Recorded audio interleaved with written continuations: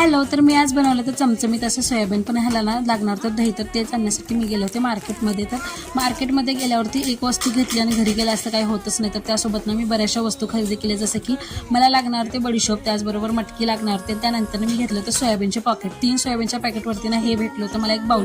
ह्याचाच आनंद मला भरपूर जास्त होता. तर बघा एवढं सारी खरेदी केली आणि घरी आले आणि त्यानंतर ना सोयाबीन ना पाण्यामध्ये छान गरम पाण्यामध्ये उकळून घ्यायचं. त्यानंतर त्यातलं पाणी काढून घ्यायचं.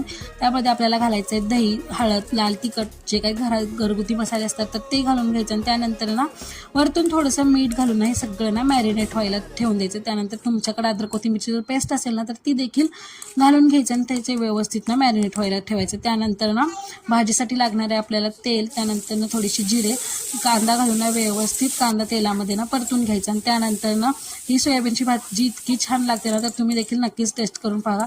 त्यानंतर मी इथे घातलं होतं अद्रक कोथिंबीरची पेस्ट, थोडंसं खोबरं, त्यानंतर जे टमाटर होतं ना बारीक चिरून घ्यायचं ते घालायचं. आणि त्यानंतर टमाटर तेलामध्ये छान असं व्यवस्थित परतवून घ्यायचं, जेणेकरून ते तेलामध्ये शिजलं पाहिजे. त्यानंतर आपल्यात घरगुती काळा तिखट घालायचं. त्यानंतर मॅरिनेट केलेलं सोयाबीन घालून ना व्यवस्थित एकजीव करून घ्यायचं. सगळं सोयाबीन ते ना तेलामध्ये व्यवस्थित मिक्स झालं पाहिजे. आणि त्यानंतर एक वाफ काढायची, जेणेकरून ते दही असतं ना ते व्यवस्थित शिजलं पाहिजे.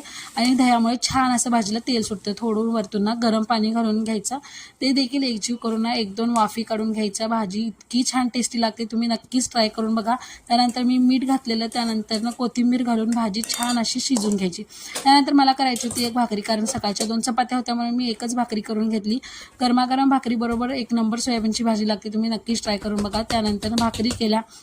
अशी सोयाबीनची भाजी तुम्ही कधी खाल्ली आहे की मला नक्कीच मला कमेंटमध्ये सांगा. त्यानंतर छान असं कोशिंबीर सोयाबीनची भाजी जेवण केलं. आणि तुम्हाला आजचा व्हिडिओ कसा वाटला मला नक्कीच कमेंट करून सांगा. भेटूया नेक्स्ट व्हिडिओमध्ये.